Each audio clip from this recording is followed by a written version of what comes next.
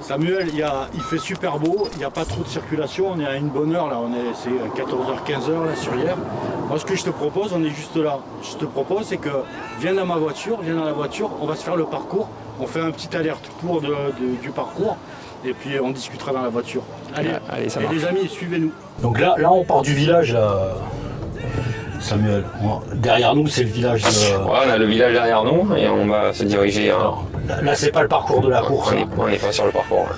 Mais je te donnerai le... Ouais, on est obligé de faire le tour, on va partir à droite là sûrement. C'est puis ça. On va revenir et on va accrocher le parcours. Exactement. Alors attention, c'est pas un 10 km, c'est pas ce 10 km là, c'est pas deux boucles de 5.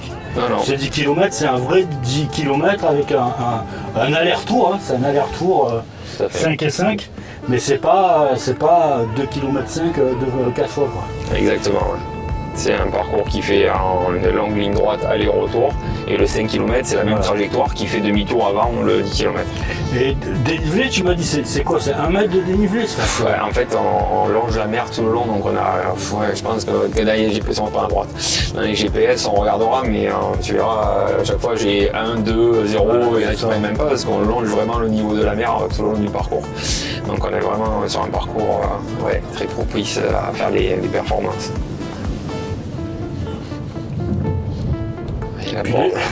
Les gens qui habitent pas le sud, profitez, regardez un petit peu comme c'est beau, on a le port de Plaisance en face. On va prendre à droite là et comme ça on va être sur la ligne droite de départ. À gauche tu veux dire? Pardon, oui, c'est ça. On se chope des palmiers, un beau ciel bleu, voilà c'est pas mal. Ouais, après on reprend, donc ça part, derrière nous on avait le village tout à l'heure et là ça repart. On va prendre la première à droite, là tu vas voir, tu vas retomber sur la ligne droite de départ.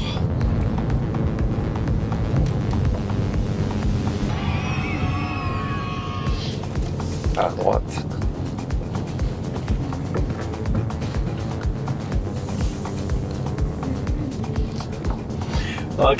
Créa Sport, ça a combien d'années en fait? Voilà, j'ai créé Sport, on l'a créé en 1996. Voilà, alors là en fait le départ il est à droite. Il est à 200 mètres sur notre droite là, où il y a à peu près le camion là. Et il vient vraiment, c'est une longue ligne droite qui fait 450 mètres la ligne droite de départ, donc c'est vraiment pour se lancer, c'est super, il n'y a pas de voiture, là ça me prend toute la largeur de la route. On a vraiment une bonne ligne droite pour pouvoir se positionner. Et après on prend la route, on a demi-chaussée aller et demi-chaussée retour, la route est fermée, elle est sécurisée pour la course. Mais oui, on a une belle ligne droite pour pouvoir bien trouver son rythme. Oui, et puis c'est pas une épingle derrière, c'est quoi? Non, ça va partir sur la gauche et le virage il est vraiment très large, il n'y a aucun souci par rapport à ça.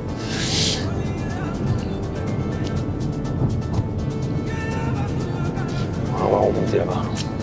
Là on va remonter le boulevard là-bas. À gauche.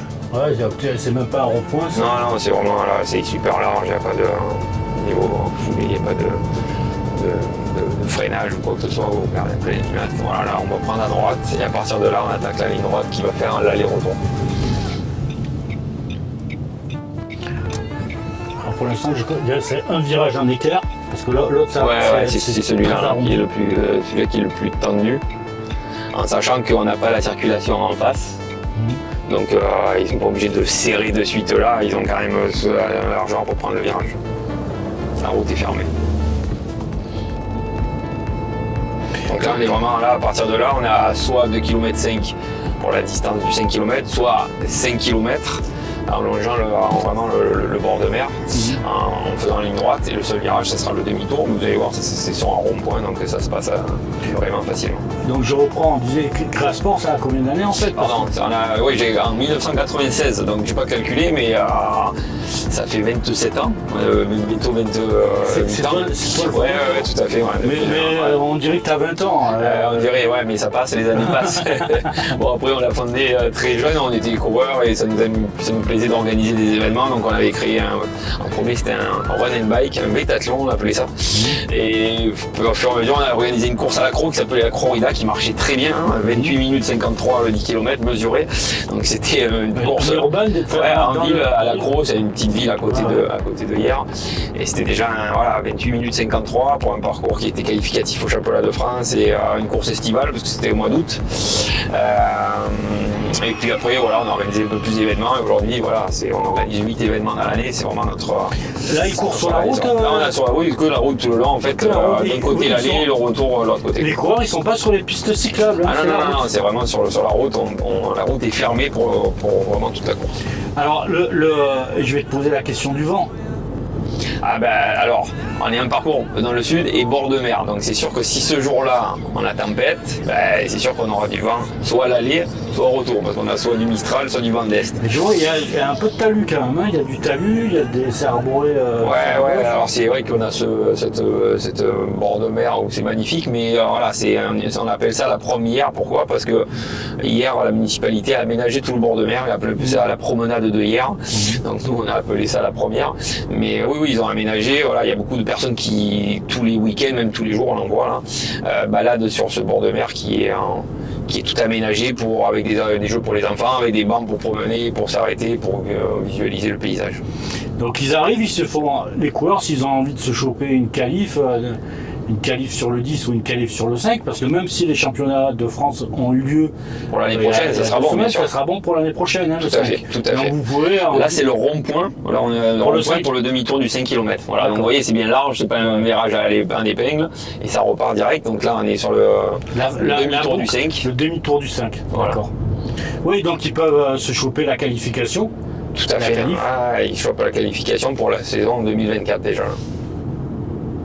Et puis à part de là, de marquer des points aussi, des performances pour leur club. Tout à fait. Restaurant les plans anciens. Après, venez, si vous venez de loin, venez passer le week-end. Ouais, c'est l'idéal. Hein. Et d'ailleurs, il y a pas mal comme ça, parce que je suis passé tout à l'heure voir des hôtels là où on réserve un peu pour quelques athlètes on n'a pas parlé de ça. T'as des partenariats avec les hôtels? Ouais, alors il y a des hôtels qui sont pas tous ouverts, là, parce que c'est un peu pour eux la saison creuse, parce qu'eux, ils attaquent la saison estivale, et puis octobre, novembre, novembre, décembre, c'est un peu leur période un peu creuse, mais il y a encore des disponibilités. Il y a des hôtels qui sont partenaires. Et oui, il y a beaucoup de personnes qui sont là, ils viennent vendredi soir, ils restent jusqu'à dimanche après-midi, ils prennent 2-3 jours au bord de mer, c'est sympa.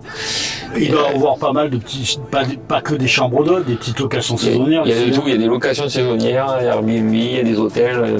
Hier, c'est carrément une ville très touristique. Donc en plus, à cette période de l'année, il y a des offres assez faciles à trouver.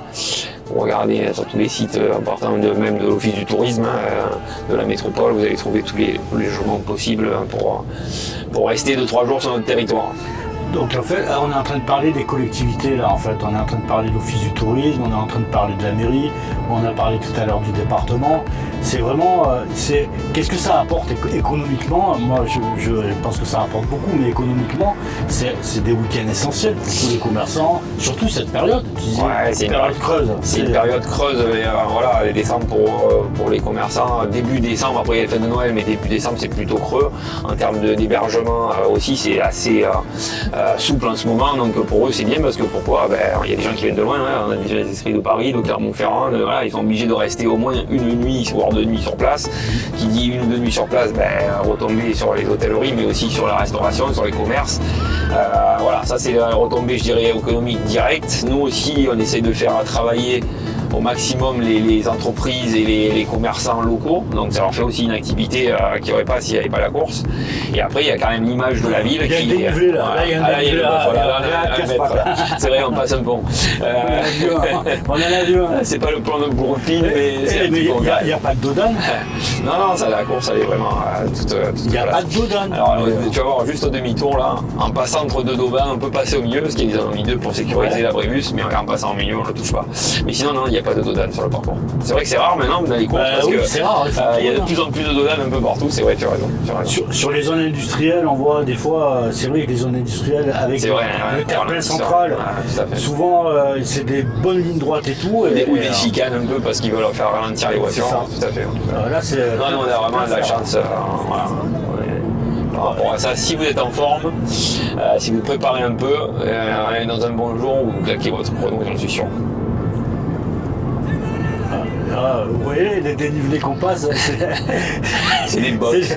C'est les plus hauts, hein. C'est les plus hauts dénivelés. Ah, c'est vachement agréable. Hein. Ouais, et puis le cadre est top, faut penser que là, bon, on est au milieu des voitures, mais la route est fermée pas pour la course. Ça c'est un atout aussi, ça on remercie la municipalité parce que c'est pas évident de faire il bloque combien de temps? Il bloque pour le. En fait c'est la première édition où on va séparer le 5 et le 10. Avant ils partaient en même temps, le 5 faisait demi-tour avant. Là cette année on sépare les deux.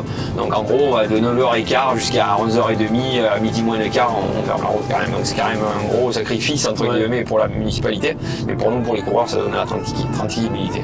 Là alors juste après l'arrêt de bus là, voilà, en fait on va tourner là, ils vont prendre à droite là, je peux prendre à droite la première là juste là, hop, on tourne derrière et on repart ici. Ah oui c'est là le c'est vraiment le demi-tour. D'accord. Là tu prends bien large et hop tu repars. Qui c'est qui t'a mesuré il faut que je retrouve le nom. Attends, je vais te le dire là parce qu'il m'a envoyé un message il y a pas longtemps. C'est Jacques peut-être le gars de Gap là, qui a ouvert 10 ou Gap, il habite. Attends, non, il est dans un club, donc je dis des conneries. Il est dans un club dans le 13, la Mirama ou. Comment tu l'appelles Attends, je vais trouver le SMS. Je te trouve. On cherche l'officiel parce qu'en fait comment ça se passe? Ce sont des courses qui sont labellisées. Qui dit labellisées sont mesurées par des officiels running. Chapeauté par la commission running, qui est présidée par Marie-Christine Cachou. Et un mesureur, il vient, il fait comme on a fait là, mais quasi à pied, à vélo, avec une distance étalon de 2 km, pour bien caler avec la pression atmosphérique et tout, pour bien caler son compteur Jones. Et il mesure tout le parcours en mettant des clous aux 5 km, je crois, il a mis tous les kilomètres, il met des clous. Et tous les parcours donc sont validés, vérifiés, mesurés officiellement pour qu'un 10 km ailleurs soit le même qu'un 10 km à Dunkerque en fait, avec les mêmes paramètres et que les performances soient le plus équitables possible. Donc t'as trouvé Stocklin, non? Non, c'est Patrick Avilés qui est venu voir. Salut Patrick. Tu sais quoi Patrick demain, je le vois demain sur la Raphaël et on va faire la même chose, on va faire le petit parcours. Mes amitiés Patrick. Ouais, moi aussi, ça a été top de mesurer le parcours avec lui. Et il était même venu l'année dernière, quelques jours après le record de France du 5 km, parce que quand il y a un record de France, il faut faire une vérification sur le parcours. Donc ils étaient venus vraiment recertifier le parcours, comme quoi ils mesuraient bien 5 km et il n'y avait pas moins de la distance. Ça arrive quelquefois, on voit des records malheureusement qui ne sont pas homologués, parce que juste après un record de France, il faut revérifier que tout le parcours soit bien qui mesure bien la bonne distance et surtout que les règles et le cahier des charges de la course a bien été respecté. Patrick, c'est ma personne ressource. Quand j'ai un point technique un peu litigieux, j'appelle Patrick. Ben voilà, là on est sur le retour. C'est le même parcours que l'on a fait à l'aller, on est sur le retour, donc on est en demi-chaussée. On met des plots au milieu de la route pour séparer les deux voies. Et d'un côté, encore, quand on arrive ici, il y aura encore des coureurs qui sont dans le sens aller, alors que les premiers, surtout des athlètes internationaux qui sont devant, qui vont courir en 29 minutes, voire moins, on espère courir moins de 29 minutes cette année, ils seront déjà bien avancés. Mais bon, la course elle est ouverte.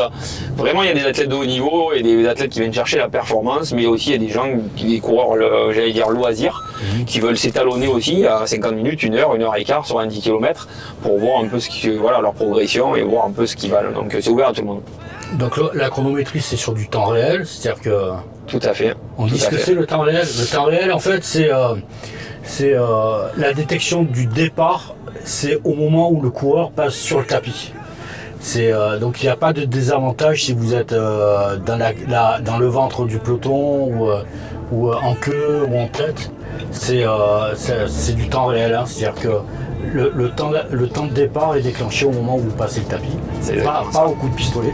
C'est exactement ça, parce que voilà, des courses où il y a plus de 1000 participants, on ne pouvait pas tous avoir sur la ligne de départ et son proximité. C'est un peu plus éloigné, donc si vous avez 20, 30, 40, 50 mètres déjà, ça prend quand même 10, 15, 20 secondes qui sont perdues. Et sur un 5 km, un 10 km, c'est pas rien pour établir des performances. Donc nous, on met des dossards élites, des dossards préférentiels et des dossards pour tout le monde, mais même ceux qui sont dans le creux du peloton, on va dire, sur la ligne de départ, c'est pas très grave, puisque le chrono se déclenche quand vous passez la ligne de départ. C'est ça.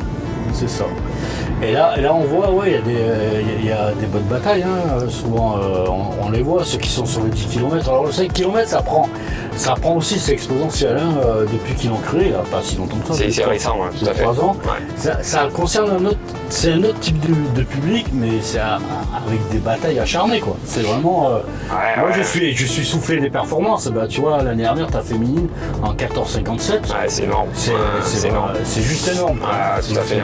Bah, après, c'est des distances courtes, donc c'est sûr que les écarts déjà sont très resserrés.